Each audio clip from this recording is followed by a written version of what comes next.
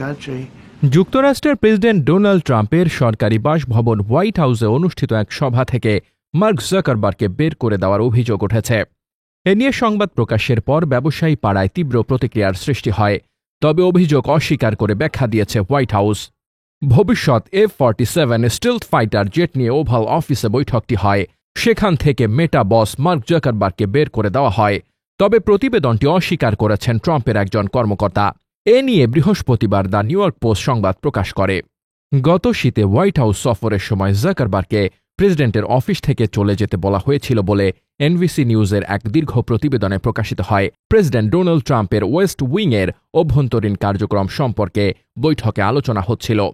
দুটি নাম প্রকাশে অনিচ্ছুক সূত্রের বরাত দিয়ে প্রতিবেদনে বলা হয়েছে, ট্রাম্প ওভাল অফিসে সামরিক নেতাদের সাথে F-47 নিয়ে বৈঠক করছিলেন। ঠিক তখনই ফেসবুকের প্রতিষ্ঠাতা অপ্রত্যাশিতভাবে ভেতরে প্রবেশ করেন। নিরাপত্তা ছাড়পত্র না পাওয়ায় উদ্বেগের কারণে কর্মকর্তারা জাকারবার্গকে বাইরে অপেক্ষা করতে বলেছিলেন বলে অভিযোগ। তবে হোয়াইট হাউসের একজন ঊর্ধ্বতন কর্মকর্তা দ্য নিউ ইয়র্ক পোস্টকে বলেছেন, প্রতিবেদনটি পরিস্থিতিকে ভুলভাবে উপস্থাপন করেছে। তাকে চলে যেতে বলা হয়নি। প্রেসিডেন্টের অনুরোধে তিনি হ্যালো বলতে আসেন এবং তারপর পাইলটদের সাথে বৈঠকের পর অন্য একটি বৈঠক শুরু হওয়ায় মার্ককে অপেক্ষা করতে হতো, তাই তিনি চলে যান। এ বিষয়ে জানতে মেটায়ের সঙ্গে যোগাযোগ করা হয়, তবে প্রতিষ্ঠানটি মন্তব্য করতে অস্বীকৃতি জানায়। Desk report, বার্তাবাজার।